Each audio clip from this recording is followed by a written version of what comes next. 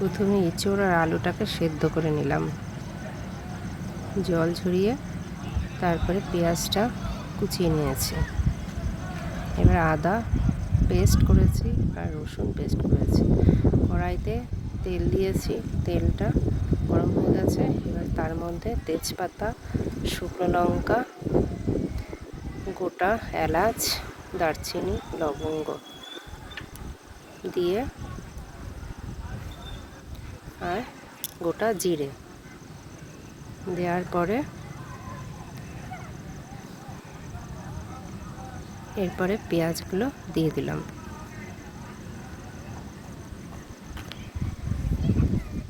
পেঁয়াজগুলো এবার একটু ভাজা ভাজা করে নেব।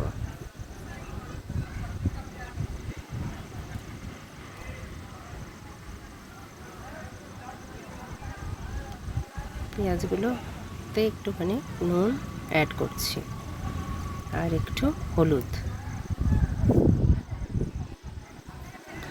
একটু ঢাকনা দিয়ে ঢেকে দিয়েছিলাম, ঢাকনা খুলে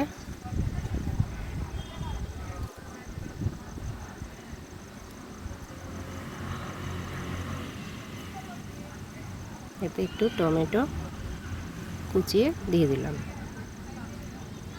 এবার একসাথে মিশিয়ে একটু নাড়াচাড়া করে নিচ্ছি। আবার একটু ঢেকে দিলাম। একটু পরে ঢাকনাটা খুলে নিলাম।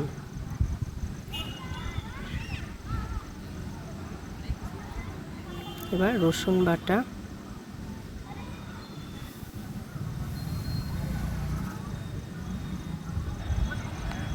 আর আদা বাটা দিয়ে দিলাম। এবার এই দুটোকে একসঙ্গে মিশিয়ে নিলাম পেঁয়াজের সঙ্গে। আর একটু জিরে বাটা একসঙ্গে মিশিয়ে নিচ্ছি।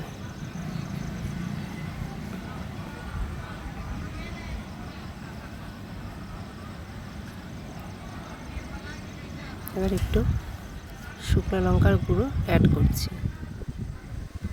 আর কাশ্মীরি মির্চ অ্যাড করছি।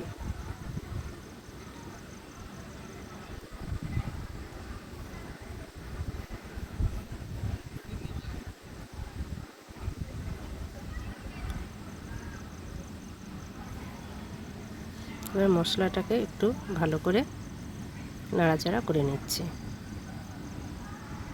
এবার এতে একটু উষ্ণ গরম জল দিয়ে দিলাম যাতে মশলাটা পুড়ে না যায়।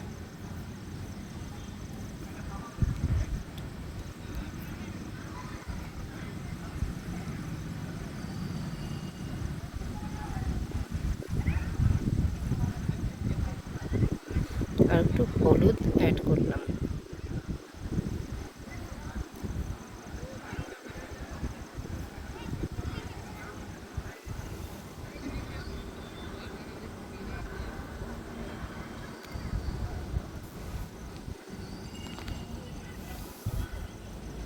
কিছুক্ষণ নাড়াচাড়ার পর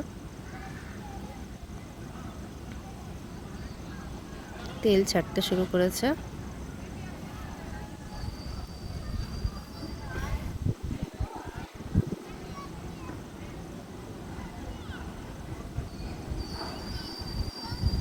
এবার এতে সেদ্ধ করা এঁচোড় আর আলুগুলো দিয়ে দিলাম,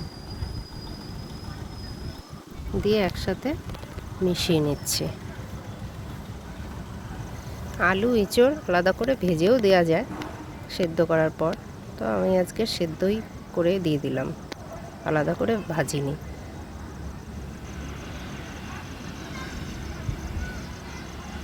এবার একসঙ্গে ভালো করে মিশিয়ে নিচ্ছি।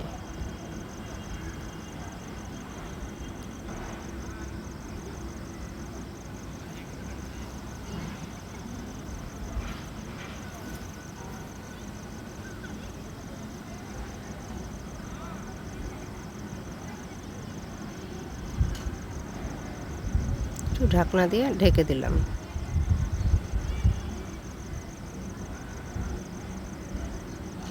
গ্যাসের ফ্লেমটা একটু কমিয়ে দিলাম।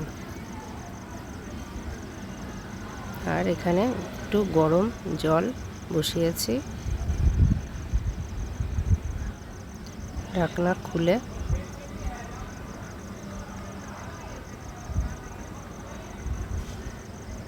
একটুখানি সামান্য চিনি এতে মিশিয়ে দিলাম, দিয়ে একটু গরম জল এতে অ্যাড করছি। একসাথে না দিয়ে অল্প অল্প করে দেব।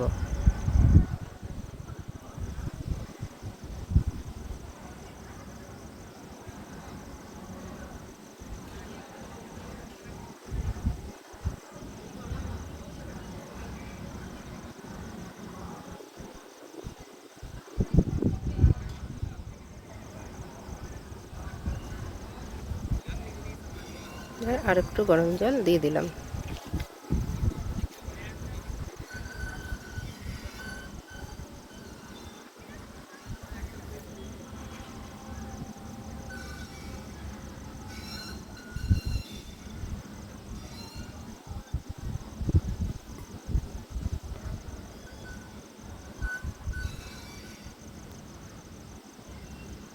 এবার একটু ঢেকে দিচ্ছি।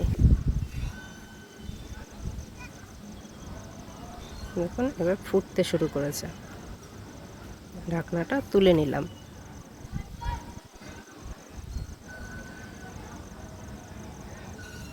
দেখুন সিদ্ধ হয়ে গেছে। যদিও একবার সিদ্ধ করেই নিয়েছিলাম, এখন পুরোপুরি সিদ্ধ হয়ে গেছে। এবার একটু ঘি অ্যাড করব।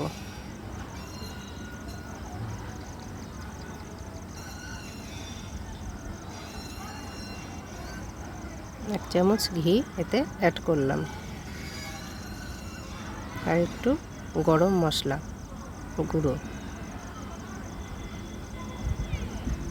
যদিও আগে গোটা গরম মশলা দিয়েছি, তাও এখন একটু গুঁড়ো গরম মশলা অ্যাড করলাম।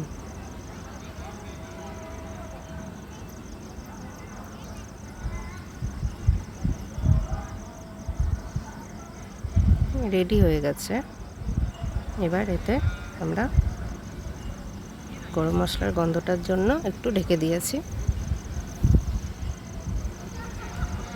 ঢাকনাটা খুললাম। তো এখন এটা একদম পুরোপুরি রেডি। ভালো লাগলে লাইক করবেন।